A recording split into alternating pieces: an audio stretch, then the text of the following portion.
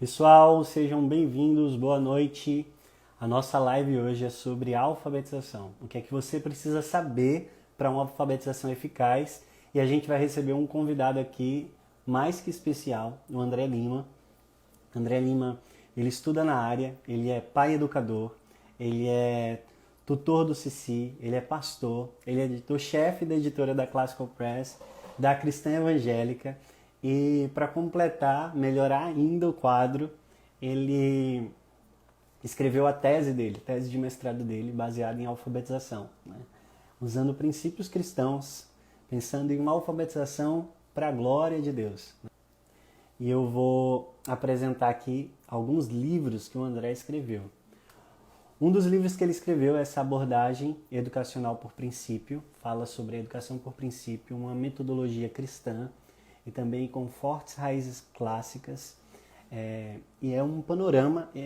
O André escreveu esse livro junto com outros autores também, outros estudiosos aqui do Brasil, que pensam sobre a educação por princípio aqui. E eles apresentam de um modo bem objetivo, bem simples, bem acessível para todos. E é uma ótima ferramenta. A educação por princípio, né, ela é utilizada muitas vezes dentro da educação clássica, inclusive, né, o caminho que ela aponta, as ferramentas que ela apresenta para o ensino médio na maioria das famílias ali do ensino médio, né, na parte da retórica, mas também por grande número de famílias aqui do Brasil, seja na gramática, na lógica. O próprio André, pai educador, faz CC e segue também a metodologia por princípio. Então, se você quiser conhecer mais, conheça esse livro, Abordagem Educacional por Princípio. E tem outros livros dele aqui, que assim, eu sou apaixonado por esses livros, nós usamos eles na escola, que fala sobre ferramentas, né? As ferramentas que são utilizadas na educação por princípio e que vêm, né, tem a sua raiz aí dentro da educação clássica, né? Então, ele tem essa aí conversando sobre as ferramentas, que apresentam todas as ferramentas, tanto o fichário, como a linha de tempo, como as belas artes e assim por diante. Então, é interessante você ter esse livro, tem várias músicas, né? A gente utiliza ele na escola também para enfatizar essas ferramentas. Tem esse do Arthur, que fala sobre o fichário, implementar o fichário no contexto de escola e às vezes até dentro do lar. É um desafio, eu sei disso, né? A gente tem essa prática aqui, mas os benefícios são muito grandes, né? E é interessante porque esse livro, de um modo bem didático, ensina a criança e conduz a criança nessa aprendizagem de como organizar o seu fichário, de como lidar com o fichário. Então, obviamente, no início, o professor, o pai, precisa estar mais perto acompanhando esse processo, mas com o tempo, né, ela vai ganhando essa independência também na organização do seu fichário. Então, aqui na escola, por exemplo, a gente trabalha desde o Jardim 1 com o fichário, e quando ele chega ali no segundo ano, ele já tem muito mais independência, já consegue organizar e já é responsável pelo seu próprio material. E a gente também tem a importância dos memoriais com marquinhos aí. Então são literaturas impressionantes, muito, muito boas, com canções, músicas, né, que a gente gosta muito de músicas para a gente memorizar e trabalhar os conceitos. E eu vou ver se o André já está aqui, para a gente já convidá-lo para participar conosco dessa live. Boa noite, Boa noite, André. tudo bem, Tudo Lucas? sim, graças a Deus. Já estava Tá dando a bom. sua ficha aí, mostrando os seus livros, Opa, isso é bom. que são muito bons aqui. E eu não contei que o André nos ajudou muito aqui no início da escola, né? Então, eu conheci o André pela editora Cristã Evangélica, nesses congressos, a gente visitava as igrejas, né, para falar sobre a escola bíblica dominical. E em uma das conversas lá estava o professor Rubens também, e a gente conversava sobre educação e de como a gente precisava de fato, né, abraçar essa educação cristã dentro do nosso contexto da igreja. E ali eu já me apaixonei por muita coisa. A gente começou a conversar muito sobre educação por princípio, fiz o curso na época, né, de educação por princípio. E quando a gente começou o projeto de alfabetização aqui, eu corria para o André, perguntava como é que fazia, ele me ensinava, me passou a tese dele, né, que a gente vai aqui cobrar para que ele transforme isso em livro. Olha aí. Porque eu tive o prazer de ler, estou com ela aqui no meu computador, mas nem todo mundo tem acesso. Então a gente vai ficar na expectativa aí do lançamento dessa tese aí também. Opa, E foi a base ali do início da nossa compreensão sobre alfabetização. E aí veio os materiais da Veritas Press, que ainda abriu mais esse horizonte assim por diante. Então é um prazer, André, poder estar com você aqui falando sobre alfabetização. Você já esteve aqui para falar sobre lógica, mas para falar sobre alfabetização é algo muito, muito prazeroso para mim. É uma alegria é muito uma grande. alegria estar aqui, ainda mais conversando com o autor de Sons da Criação, não é? Que é isso. Pois é, André, fala um pouco mais de você. Eu já falei assim, mas eu não falei o nome da sua esposa, dos seus filhos. Fala aí, conta um Tá bom, pouco do contexto estou aí. casado com a Priscila, que é a melhor professora de português e revisora que eu conheço. Inglês também, deu aula há muito tempo, tem bastante experiência nessa área, mas agora se dedica a ensinar nossos filhos aqui em casa. Eu tenho a Poliana de 15 anos e tenho o Marcos de 12. A Poliana já na fase da retórica e o Marcos na transição entre dialética e retórica, né? Então a gente está vivendo aí essas fases. Legal, Embora eu acredite muito naquela ideia que em qualquer idade as crianças trabalham as três habilidades e não só uma delas. com certeza. Então, e a família só pode viver isso quando todo mundo está junto. Então, a esposa está junto e foi ela que começou, na verdade, foi ela que foi despertada primeiro. Eu sempre fiquei muito receoso e foi ela que Deus usou para nos trazer para esse mundo de educação cristã, mais bíblica, mais firme, mais intencional, né? E com todas as dificuldades que a prática introduz para nós, a intenção sempre é oferecer isso aos filhos, uma educação de cosmovisão bíblica que responde de uma perspectiva bíblica a questões que eles não têm no mundo, né, que eles vão lidar no mundo. Então, isso foi. E a gente entrou nisso pela porta da educação por princípios, sempre, como foi o nossa primeira entrada, né? Começamos a pensar nisso quando conhecemos educação por princípios. E foi aí que Deus mudou a nossa vida como pais, maneira de encarar a educação, maneira de orar pelos filhos, a maneira de pensar. Foi como. Deixa eu só ajeitar uma coisa aqui, Lucas, que tá dando Tranquilo. errado aqui. Pronto. A maneira de pensar tudo isso. Então, eu fui a um evento da ECEP no ano de 2014, mais ou menos, um dia 1º de maio, era feriado de maio, eu lembro direitinho disso. E quando eu voltei para casa do aeroporto mesmo, falei com a Pri, eu preciso de uma noite inteira para vestir pano de saco, cinzas, pedir perdão a Deus e explicar tudo que eu ouvi.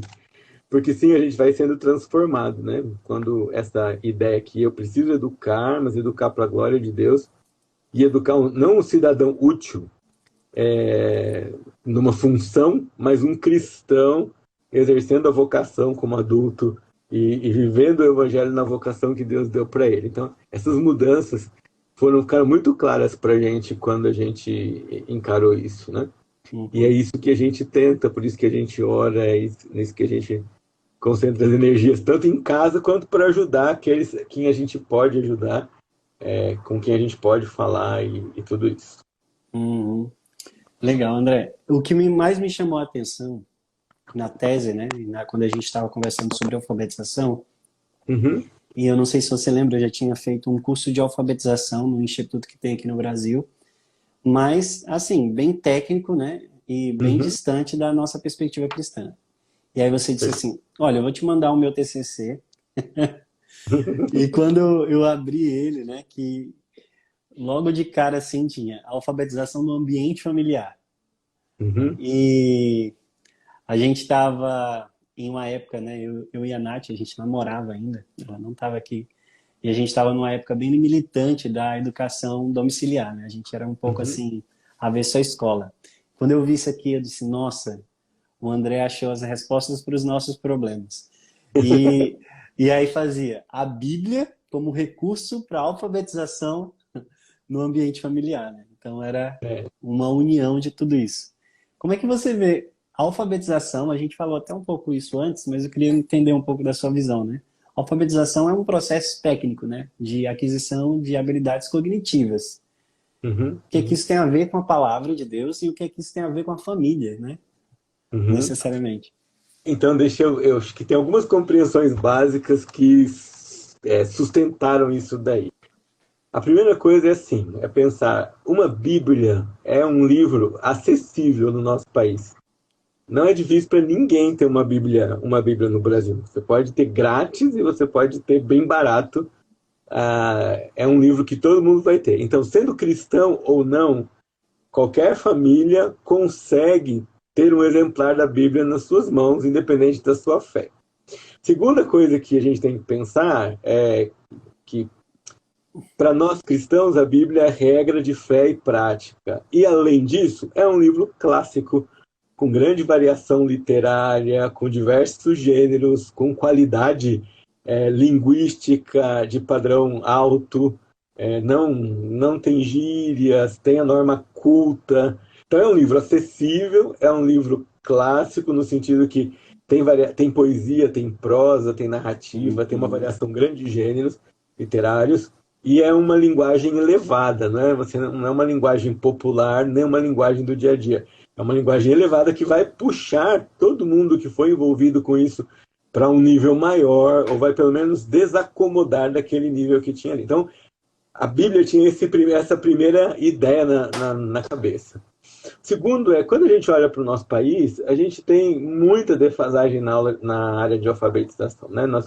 Eu estou aqui numa cidade relativamente grande, e num estado considerado, né, grande e Uhum. bem em situação, mas eu percebo que a gente recebe aqui no projeto de reforço escolar, né, ou de apoio pedagógico, né, melhor assim, a gente recebe aqui crianças com 11 anos que não sabem ler, crianças com 10 anos que não sabem ler. Então eu pensei, poxa, A se mesma realidade no Piauí e em São Paulo. É impressionante como o Brasil, tá embora igual, seja contextos exatamente, tão diferentes, dentro da educação parece que a situação está crítica em todo lugar, né? sofrem do mesmo jeito, né? Então aí você pensa, bom, se as instituições não são suficientes para suprir essa necessidade do povo brasileiro, por diversas razões, né? A própria precariedade de recursos, o número de alunos que um professor tem para lidar em sala, tem uma série de coisas. Seria uma conversa para outra Sim. live.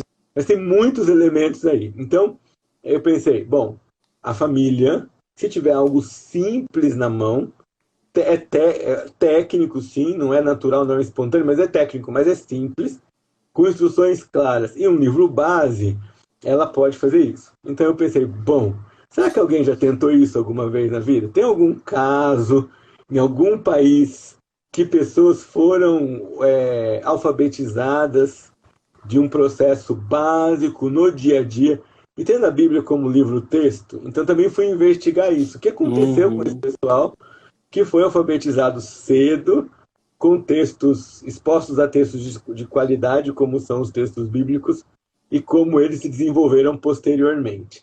Não dava tempo de colocar na tese, mas eu encontrei pessoas depois, aqui no Brasil, que por diversas razões não tinham condições de ser alfabetizados fora de casa e foram alfabetizados na família e aprenderam a ler com um exemplar da escritura na mão e se tornaram bons escritores, se tornaram bons leitores.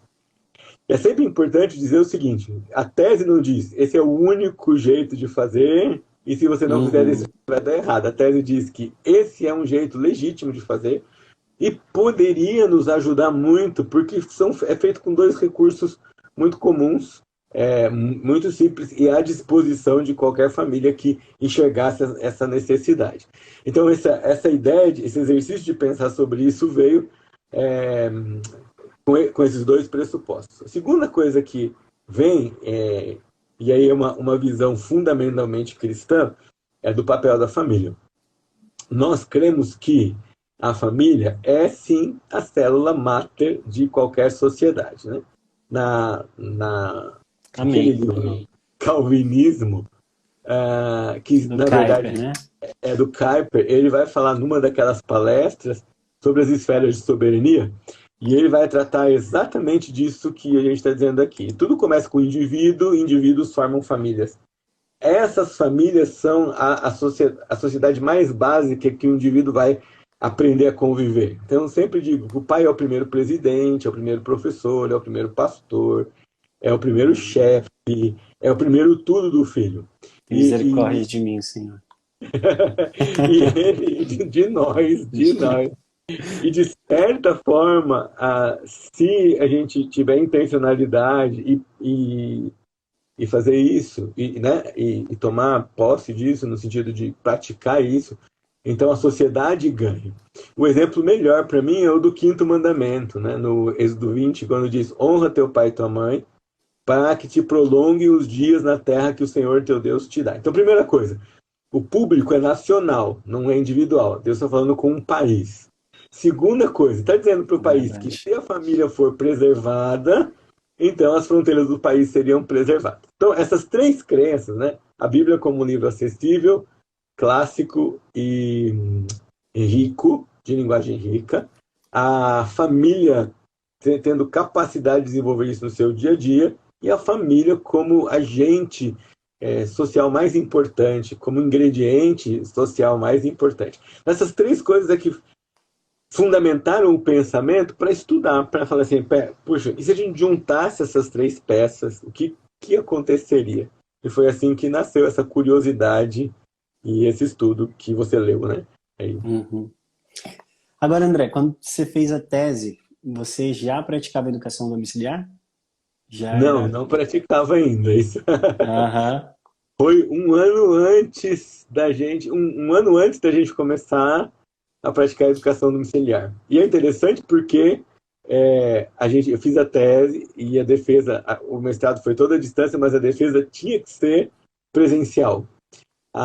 E aí, na hora da defesa presencial, nós fomos conhecer nos Estados Unidos escolas que praticavam abordagem educacional por princípios. Então, a gente chegou numa das escolas modelo e o Dr. Lyons, que foi o diretor da escola por 20 anos, fez homeschooling com os 4 filhos em casa. Então isso começou a despertar a gente. Ai, que bom! Então quer dizer que o diretor de escola pode fazer educação domiciliar. Pode fazer educação domiciliar. Isso começou a despertar a gente para um outro mundo, né? Sim, você pode servir instituições educacionais, você pode ajudar outras pessoas, e você não precisa ver essas coisas tão separadas como a gente vê. Para eles, naquela escola, era meio que natural. Então, e aí quando dizia para ele, como que o senhor conciliou, né, 20 anos fazendo isso e vendo os filhos? Algum pai perguntou alguma coisa, tá? E de fato era muito natural. A opção não vê assim como a opção pela educação domiciliar como uma rejeição pela escola. Era uma opção, simples assim, uma opção, cada um fazia opção, e os pais que faziam opção pela escola eram muito bem-vindos naquela escola. E o que mais empolgou a gente foi que ele trouxe uma mala com os fichários dos filhos, em diversas idades. Então, nós passamos quase que a noite folheando os fichários, não é? A gente estendeu uma mesa grande que tinha assim no hotel e começamos a olhar os fichários. E aquilo foi chamando a atenção da gente, qualidade da produção das crianças tão pequenas, né? Então tinha lá um fichário de uma criança de 9 anos fazendo uma análise do caráter de um personagem histórico, né? E quando a gente visitou a escola, a gente foi numa sala de segundo ano e eles estavam discutindo um livro. E eu vi uma menininha levantar a mão e dizer assim, eu não concordo que ele não tinha essa qualidade no caráter dele, porque eu li isso e isso e isso na história. Quando eu vi aquela menininha tão pequena falando aquilo, né? E depois, numa roda de quarto ano, um chá de poesia. Então, os meninos tomando chá e declarando poesias, mas de poetas do século XVIII, do século XVII. Então, aquela viagem, e a gente teve várias surpresas, né? Nós ganhamos passagem, estadia, então nós conseguimos alongar nossa estadia lá. E várias visitas foram despertando a gente, além de um empurrãozinho da doutora Inês Borges, em várias conversas conosco sobre isso, né? A minha esposa sempre fala que ela que deu o empurrão para a gente ir para esse mundo. Mas sempre nessa perspectiva, é uma opção, e com isso nós não estamos rejeitando a educação escolar para todo mundo ou para quem quer que faça essa opção. Então é isso que acho que é legal deixar bem claro. Mas o estudo em si chamou atenção... Desculpa, Lucas. O estudo em si chamou atenção porque as biografias que eu fui investigar tinham isso muito forte, né? A criança crescia em casa, envolta de livros, e ela não fazia, quando era pequena, coisinhas de criança. Ela folheava coisinhas de adulto, se a gente pode chamar assim, e lidava com isso. E isso foi que foi convencendo, né? Foi fazendo a gente pensar de outra forma, fazendo a gente olhar para outros lados. Eu acho isso é muito precioso, né? Essa visão de comunidade cristã. Eu acho que é isso que nos impulsiona. Porque uma instituição como a escola, né, ela é uma instituição missionária, que é um braço da igreja local, né, para abençoar famílias. Então, essa associação, né, ter famílias ali que estão na escola, né, sendo apoiadas pela igreja, mas famílias educadoras também, dentro desse relacionamento a gente cresce demais, né? A pandemia foi uma crise muito grande para muitas escolas. Muitas escolas sofreram com a pandemia. Eu posso dizer que Deus foi muito gracioso com a pandemia para a nossa escola. Quando a gente iniciou a escola aqui, a gente sempre tinha essa visão, né, como você sabe também, de que as famílias elas são responsáveis pela educação. As famílias elas são responsáveis pela educação. Famílias são responsáveis pela educação. Mas a gente já vem de um sistema de ensino onde as famílias deixam as crianças na escola, né? Então, por mais que a gente ensinasse isso, na prática ainda existe uma distância muito grande. E aí, aprove a Deus enviar uma pandemia para que as crianças não pudessem ir para a escola. E aí, o que é que aconteceu? Escolas entraram em crise e famílias entraram em crise.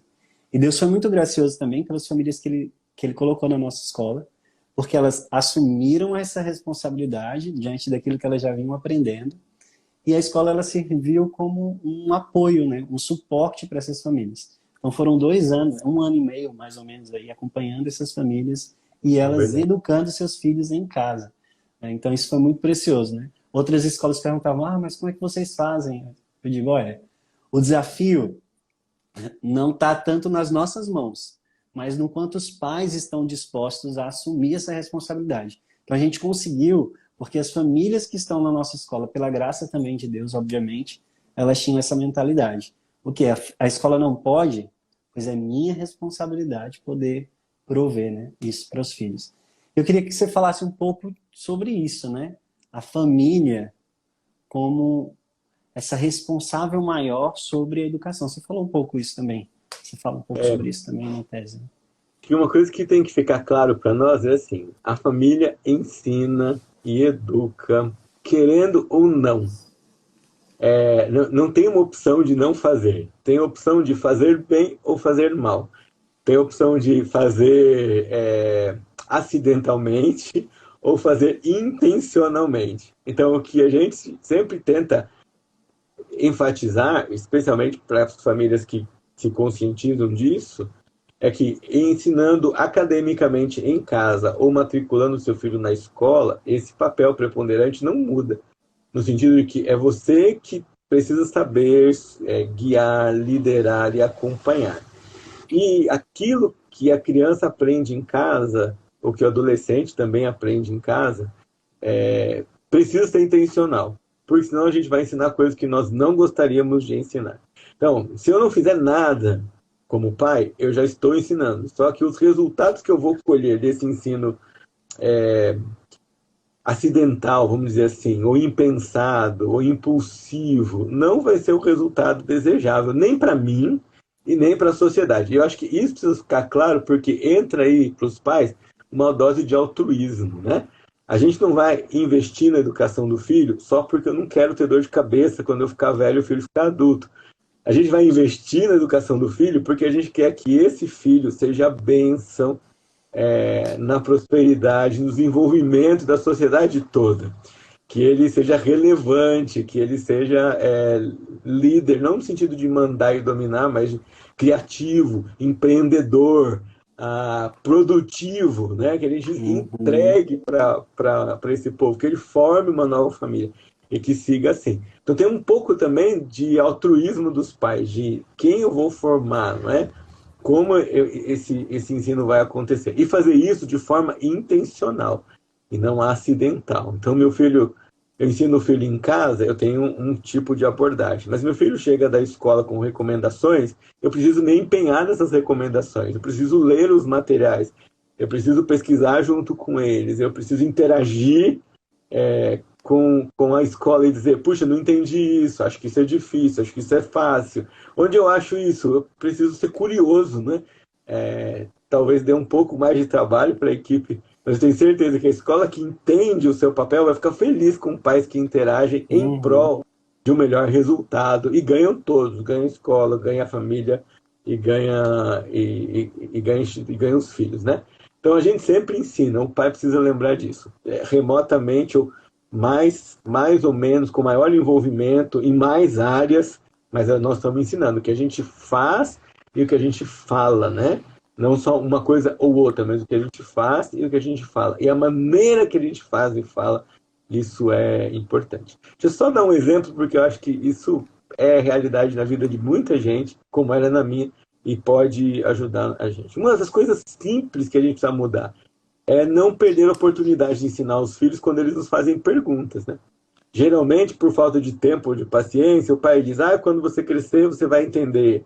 Acho que você não consegue entender isso agora. Ou dá uma resposta direta e que não ajuda o filho, porque ele vai ter uma resposta pronta, quando ele poderia refletir com o filho e caminhar com ele numa resposta passo a passo, de forma que esse filho raciocine na resposta que ele vai receber e na contra-resposta que ele vai elaborar. Então, só uma coisa simples, não é? Por que Uhum. eu tenho que fazer essa tarefa? Porque é sua obrigação e ponto. Perdeu uma oportunidade imensa de ensinar o filho a respeito de crescer, aprender, descobrir, raciocinar, ser desafiado. Então, alguma coisa a gente sempre tem que lembrar e sempre tem que despertar. Se você que está ouvindo a gente é pai e mãe, você ensina. Não continue ou não ensine incidentalmente ou acidentalmente. Aproveite, planeje, pense, treine você mesmo para ensinar intencionalmente. Isso é muito importante. Tá, André, e falando sobre essa educação em casa, né? Pela tese, pela sua experiência como pai educador, quais são os benefícios que você vê para alguém que alfabetiza o seu filho em casa, educa o seu filho em casa? Então, a primeira coisa que a gente descobre nesse mundo é quem realmente é o seu filho, né? A gente foi num encontro uma vez e a professora dizia assim, olha, fazer educação domiciliar é conviver com o seu filho 24 horas. O tempo todo. Então, primeira coisa é isso, você vai ter uma convivência maior. Segunda coisa é a aula nunca termina, né? Você sempre continua. Então, você está alfabetizando, você tem mil oportunidades de fazer a criança reconhecer as letras, as palavras e os sons, enquanto você vive e convive com ela numa brincadeira, numa compra, numa visita ao médico, ao veterinário, cuidando do pet. Tudo que você vai fazer, você tem uma possibilidade de reforçar, praticar, conferir se ela realmente está lidando com aquilo. O que a gente tem visto ao redor, né, nós não tivemos o privilégio de alfabetizar nossos filhos, eles já chegaram alfabetizados em casa.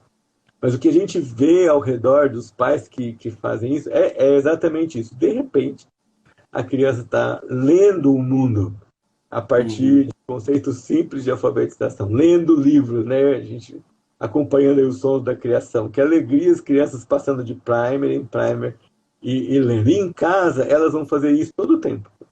Porque a gente sempre diz, a aula nunca termina, né? É, você, em diversos momentos, com diversas coisas, você vai usar isso. Então, maior convivência, maior conhecimento do filho, maior oportunidade de aplicação daquilo que você está fazendo, de raciocínio daquilo que você está fazendo. Outra coisa bem legal é oferecer para as crianças um convívio desafiador, né?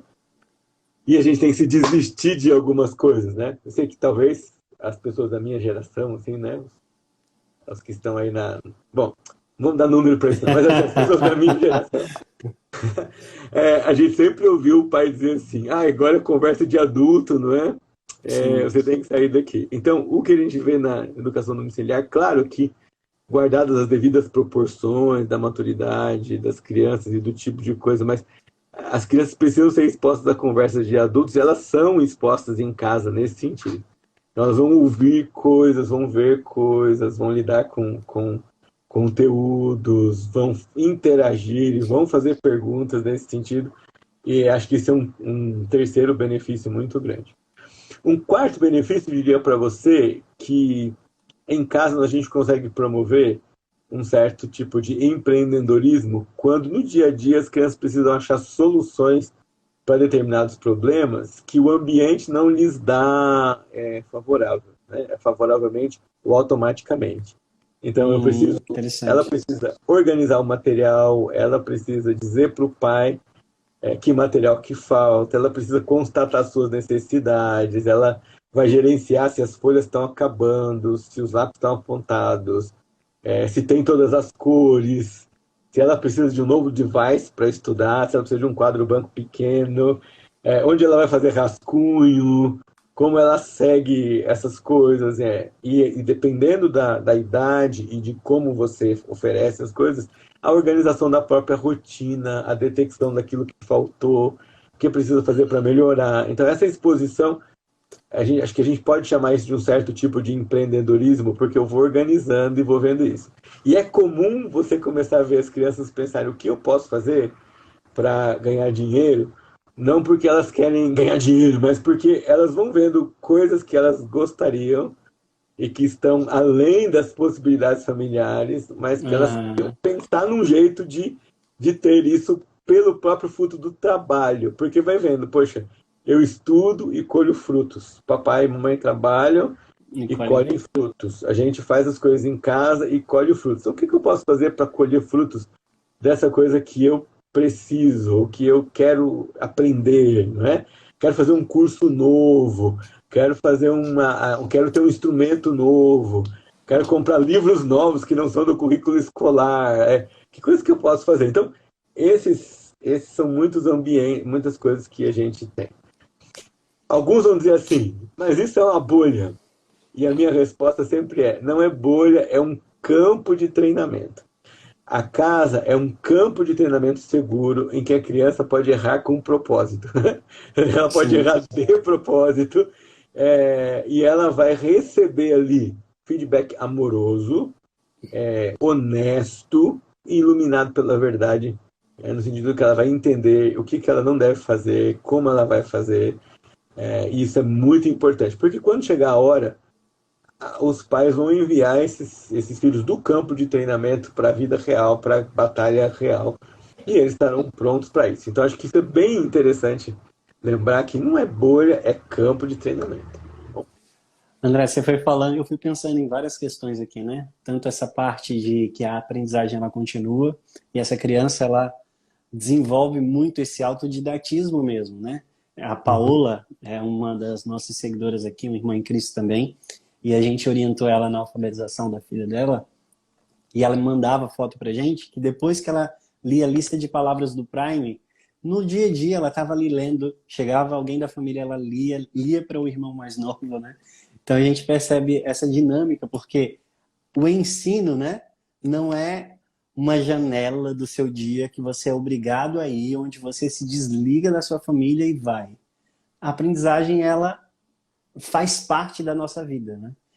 Eu acho muito precioso isso na mentalidade de uma criança que vive a educação domiciliar, porque ela não vê a aprendizagem como um momento que ela tem que cortar, parar tudo e aprender. Não, né? Ela já vai ligando essa visão de que a aprendizagem é algo constante na vida dela, né? E como ela vê os pais se empenhando no ensino, né? No trabalho, como você falou, ela também tem prazer em se empenhar, né? Nesse trabalho, nesse ensino. uhum. Pode falar. Não, é isso mesmo. Enfim. Deixa eu te fazer uma pergunta que não estava aqui, eu nem te mandei essa, Tá, pode falar. mas você é um pai, né? Como você, pai, se envolve na educação dos seus filhos? Por que eu falo isso? Porque às vezes alguém olha para uma família educadora, né? E acha que os pais não estão nesse processo. Às vezes a mãe de fato está ali de frente, né? Ela faz as atividades, segue uma rotina, mas os pais estão ali também, né? Dentro desse contexto de educação domiciliar. Como é que funciona isso? É, os dois precisam estar envolvidos. O grau de envolvimento e o papel que cada um vai ocupar na prática precisa ser delimitado pelo casal quando se envolve nisso, pelas habilidades desenvolvidas por eles ou que estão dispostos a desenvolver, né? Uhum, A área de estudo e como faz. Dizer assim, se o pai, homem, né, o pai, não se acha capaz de ensinar, ele precisa fazer duas coisas. Primeiro, ele precisa dar todo o apoio necessário para a mãe, todo o material que tem que entrar em casa, tudo aquilo que ele conseguir oferecer, mas ele precisa se desacomodar e perguntar o que é que eu sei, o que é que eu posso aprender e que eu posso comunicar aos filhos. Tem muitas coisas que a gente pode fazer, a gente pode aprender e a gente pode comunicar para os filhos como um homem.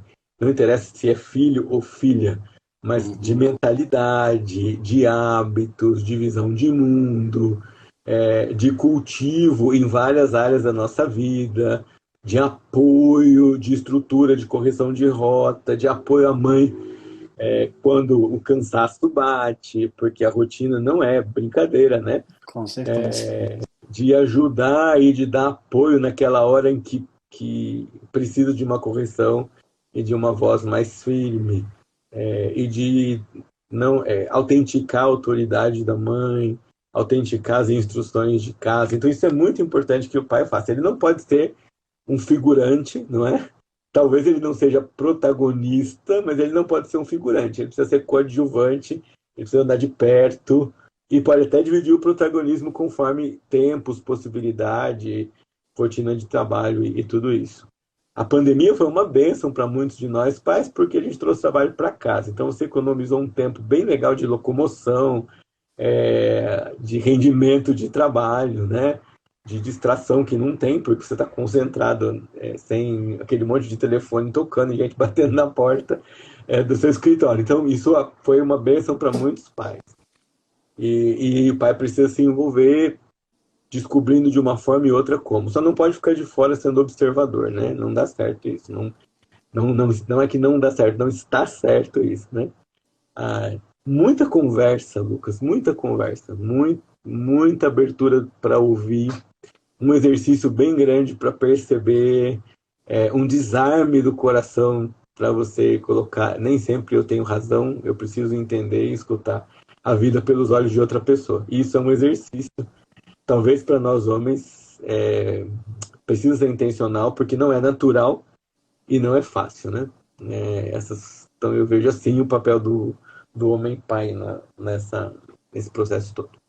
Então vamos falar de alfabetização agora. Bora, vamos lá. Alfabetização fônica. O que é, como faz, como se preparar. O que é isso? Então eu vou começar pelos princípios, né? Pensando por princípios, a Olha aí. gente sempre vai fazer a relação, assim como na educação clássica, da parte do todo, da parte do todo. A gente nunca vai ignorar esse mecanismo. Então, nesse raciocínio, a criança precisa conhecer primeiro os sons, depois Uhum. letras, depois palavras, depois frase, oração e texto. Depois texto. Então a gente não chega com um texto para ela e vai sugerindo que ela aprenda. Bom, primeira coisa do Som, letra, som, palavra, letra, frase, palavra, texto. frase e texto. Ok. Primeira coisa é que o som ela já sabe. Eu não tenho que ensinar assim para a criança. Fala A, fala S, fala C. Ela já sabe. Se ela já fala, ela já sabe. Ela conhece os sons. A maioria das crianças dominam os sons. Quando não faz assim, há uma série de coisas que a gente pode fazer para corrigir isso. Mas ela já sabe o som, ela conhece o som. Então, se ela sabe o som, eu tenho meio caminho andado. Eu vou ensinar para ela símbolos. de todas as formas que eu puder. E uma vez que ela identificar sons e símbolos, ela vai identificar palavras. E se ela identificar palavras, ela vai identificar frases e textos depois. Né? Então a gente vai da parte para o todo, mas uma vez que ela olha o todo, a gente volta do todo para as partes.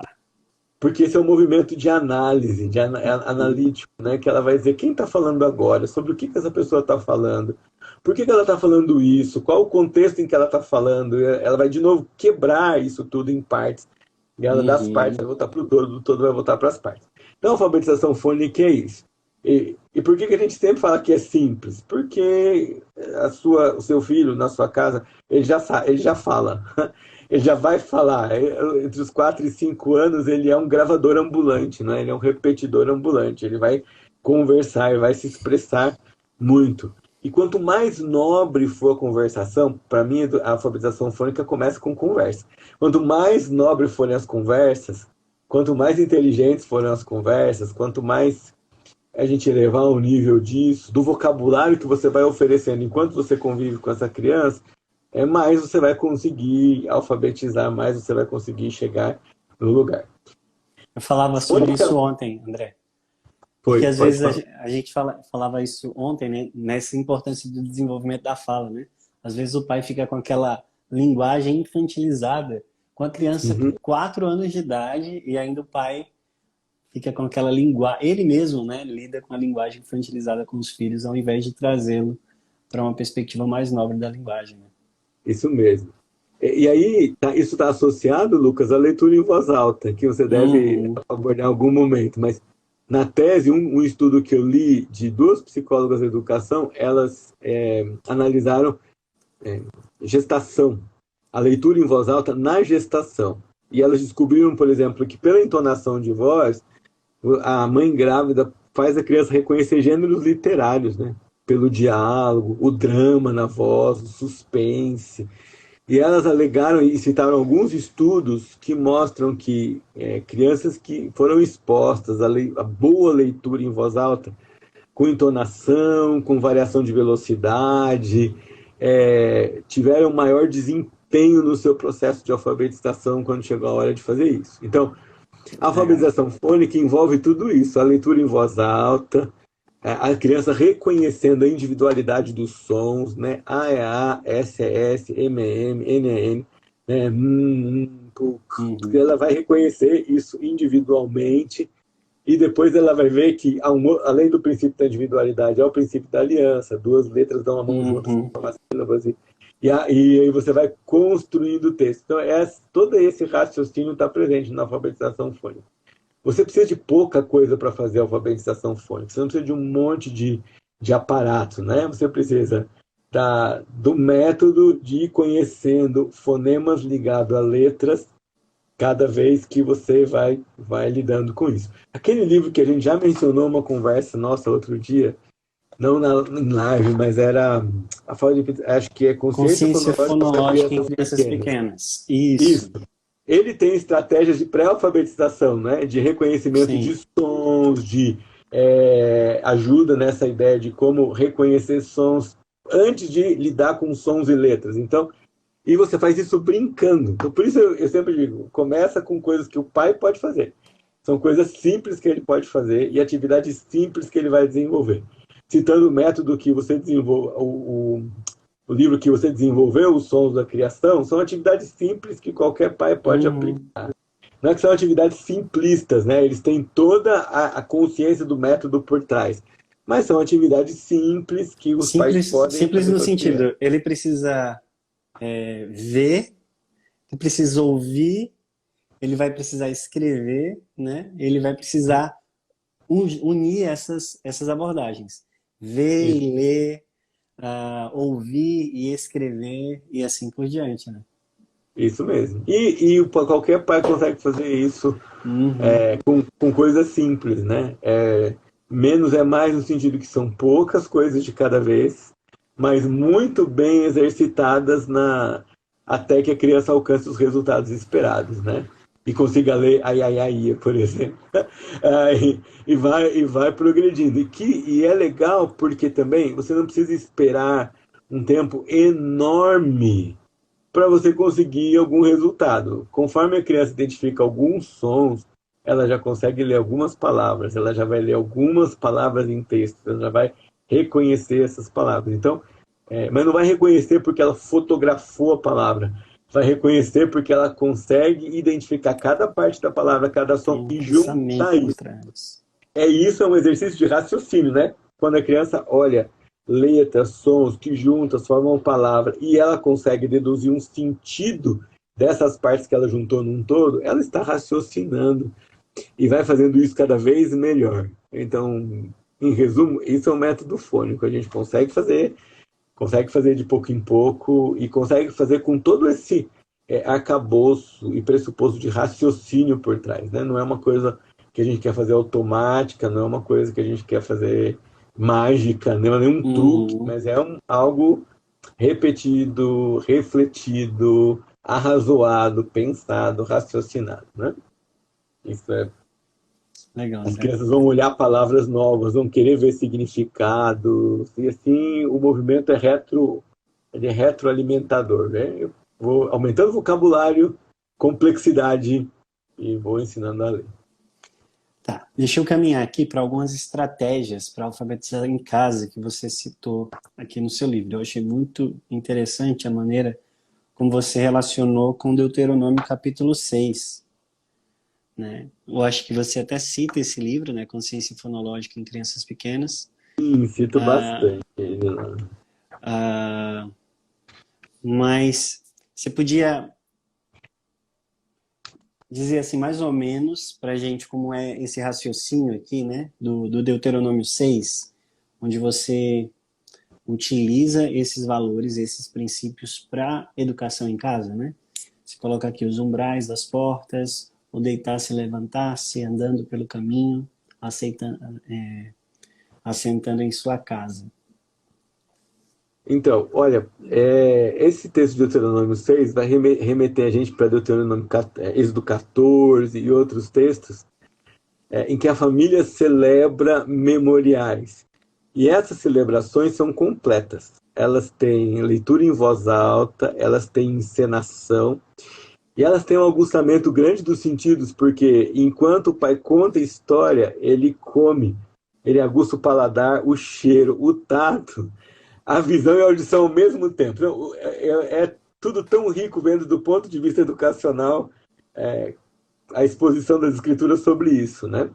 A ideia de a gente começa com inculcar e começa a inculcar por meio de repetição. Inculcar na língua hebraica quer dizer essencialmente repetir. Essas histórias deviam ser repetidas para as crianças todo o tempo. Deviam ser lidas para as crianças todo o tempo. Elas deveriam, quando chegasse para ler histórias, dizer, eu já conheço isso daqui. Meu pai já repetiu isso muitas vezes para mim, está na minha cabeça.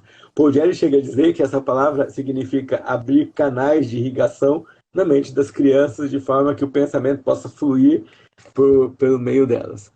E aí o texto vai dizendo para nós, né, como fazer isso. E a diversidade de coisas que o texto coloca, assentado em casa, numa roda de conversa, andando pelo caminho, observando, escutando sons, observando formas, observando tipografia, né? Uma caminhada na rua é uma riqueza para uma pesquisa tipográfica, né? Especialmente quando as pessoas são muito criativas na hora de colocar o nome das suas lojas, dos seus comércios, propagandas, outdoors. Então, assim, você vê essa história de andar pelo caminho como uma experiência educacional sensacional, né?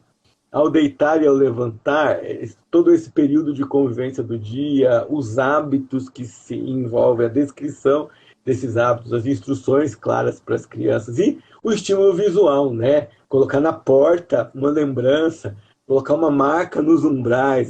Os judeus colocaram isso literalmente. Então a criança, quando chegava numa casa, ela via o rolo da lei pregado nos umbrais da porta, ela via a devoção do pai para aquilo, então era extremamente visual. O que chama a minha atenção para a ideia de educar no dia a dia, ou educar no contexto, ou educar enquanto vive, de maneira intencional, mas usando estratégias técnicas. Eu olho para esse texto, aí os exegetas de plantão vão querer cortar o meu pescoço. Né? Mas eu olho para esse texto como educador, eu vejo várias técnicas educacionais colocadas ali, como eu já enumerei aqui. a leitura em voz alta, enriquecimento de vocabulário, Quadro de raciocínio memorização. cristal feito, um quadro de memorização, uma experiência sensorial muito rica que vão estimular a memória. Hoje a gente sabe que a memória é bastante estimulada por todos esses tipos de ação dos sentidos, então a memória é bastante estimulada, as emoções incluídas nisso que eu estou fazendo, e além do raciocínio por meio de uma narrativa, consequência lógica, né? Nós éramos escravos, nós fomos libertos, saímos e construímos o nosso país. É assim que aconteceu a nossa vida. E isso não era contado pelo governo civil, isso era contado pelos pais em casa. Esta é a nossa história. Tem um texto de Deuteronômio que diz assim: quando o seu filho te perguntar, o que você vai dizer? Você vai dizer, naquele dia, o Senhor nos tirou da terra do Egito e fez assim, assim, assim, assim conosco. Então, tem muita coisa no texto de Deuteronômio 6 e nos outros textos que a gente vai vendo ao redor da nossa da palavra, que são textos que diretamente vão tocar em técnicas que a ciência sugeriu depois para nós e deu o nome de método fônico. Obviamente, a Moisés não estava pensando em método fônico, mas hoje, quando a gente olha para o texto dele, a gente vai ver isso. Toda essa riqueza da oralidade introduzida antes da alfabetização de uma criança, antes dela aprender formalmente, olhando manuscritos num grupo de famílias, identificando letras e tudo isso, né? Até hoje, né, a alfabetização hebraica assim, inclui música, né? É muito musical. Cada tradição, cada grupo judeu de cada país tem uma tradição diferente e ela ensina símbolo e fonema ao mesmo tempo. A criança vai identificando o som das letras enquanto canta determinadas coisas. E não tem como não se encantar com isso. Desde o Deuteronômio até as conexões mais recentes que a gente pode fazer dessa mesma cultura, né? Um autor que ajuda muita gente com isso, talvez não seja tão conhecido por nós, é o Roland Devaux, né? Que ele escreve Instituições Teológicas do Antigo Testamento. E é tão legal porque o alfabeto hebraico é fácil, né? O pessoal que estudou hebraico talvez não concorde muito, mas olha, são 22 letras, são desenhadas, e na antiguidade a língua hebraica é uma das primeiras possibilidades que uma pessoa comum teve de dominar a escrita. Porque nas línguas ao redor eram coisas de elite sacerdotal, né? As línguas tinham 300, 400, 600 símbolos. Uma pessoa comum não conseguia dominar. Nossa. Depois vem o fenício com 60 símbolos, depois vem o hebraico com 22 símbolos. Com 22 símbolos, qualquer um podia dominar a escrita e a leitura. Então, até como a língua chegou, como a língua se desenvolveu, e como ela é extremamente sonora, ela é onomatopaica. Então, todas essas coisas colaboraram para essa sociedade hebraica, manter um grande índice de alfabetização, um grande índice de produção literária, né? Só você ler Salmos, Provérbios. O pessoal fala, mas Provérbios é produção de um homem só. Não, não é. Tem grupos ali dentro de Provérbios escrevendo e organizando tudo isso depois. E isso é muito rico no que diz respeito a todas essas técnicas de alfabetização que a gente vai vendo ali, né? Em Deuteronômio 6 e nos textos que seguem. André, muito obrigado. Foi uma bênção aqui. Eu anotei alguns pontos aqui que é essencial no processo de alfabetização e eu vou colocar aqui nos comentários também para vocês. E aí, se eu esqueci de algum aí, você quiser completar, você me diz. Então, o que é que você precisa saber para uma alfabetização eficaz? O envolvimento dos pais ele é extremamente importante porque insere as crianças dentro de um ambiente de aprendizagem. O ensino fonético, né, o fônico, ele é eficaz porque ele apresenta um caminho simples e objetivo que qualquer pessoa pode seguir. Isso. Dentro desse processo de ensino, precisamos fazer pouco a pouco, mas fazer bem feito. Então, não vale fazer muito, mas fazer bem feito. Uma alfabetização precisa utilizar recursos simples do dia a dia por meio da repetição para ser eficaz. E aí a gente tem vários princípios e modelos que nós podemos seguir à luz mesmo dos textos bíblicos, né? Especificamente ali, Deuteronômio capítulo 6. E a Bíblia é o melhor livro-texto para a gente treinar vocabulário, consciência fonológica, literaturas e assim por diante, né? É o clássico dos clássicos, extremamente rico linguisticamente e uma ferramenta poderosa aí na alfabetização dos nossos filhos. Muito bom. Podemos resumir assim? Podemos resumir assim, excelente resumo. André, obrigado mesmo. Eu que agradeço. Eu acho que tem algumas perguntas aqui. Só me perguntaram onde é que eles encontram os livros indicados no fichário de Arthur e as ferramentas. www.editoracristãevangélica.com.br. Pronto, lá eles encontram esses livros. Encontram os 4 livros. Que é Conversas de Ferramentas, o fichário de Arthur, as biografias de Bianca, biografias e clássicos de Bianca, os memoriais de Marquinhos, e agora em julho sai o Clube de Leitura da Poli. Olha então, aí. sai mais um livro novinho aí sobre produção textual e leitura para as crianças. E o livro sobre educação por princípio, onde é que a gente encontra? Esse livro se encontra no site da AECEP, aecep.org.br. Mas colocando lá no Google também, vocês encontram. Eu acho que eu vi em várias lojas, eu acho que até no Amazon eu vi. Eles têm. Há uma versão eletrônica para Kindle, né? Então você consegue achar na Amazon. Existe, é verdade. Então é isso, pessoal. Deus abençoe vocês. Obrigado. Eu queria terminar com uma oração, André. Se possível. Vamos? Claro. Vamos. Deus, eu quero te louvar por esse tempo aqui, te agradecer pelo quanto nós podemos aprender sobre a educação dos nossos filhos, sobre a tua palavra, sobre como crescermos também como família, Pai. Nos ajuda a colocar em prática tudo isso, né? Não tem nada subjetivo aqui, mas tudo aquilo que nós ouvimos é um convite para que nós nos posicionemos e façamos, Pai, aquilo que precisa ser feito para que a tua glória seja vista também dentro do nosso contexto familiar, principalmente nesse processo de alfabetização. Continua abençoando o André, o capacitando ricamente, Senhor, para que ele continue sendo esse instrumento poderoso em tuas mãos para edificar vidas, para trazer conhecimento e fazer conhecida a tua palavra por meio do ensino, da educação e de todos os projetos que ele tem se envolvido. Te louvamos também por cada pessoa que estava aqui nessa live, que eles possam ser capacitadas por Ti também nas suas vocações e que Deus, que o Senhor possa cobrir pela Tua graça, através do sangue do Teu Filho Jesus Cristo, as limitações deles também. E que ao fim desse processo, desse empenho, desse desejo de Te servir, eles possam perceber a Tua presença constante na vida deles. Em nome do Teu Filho Jesus Cristo. Amém.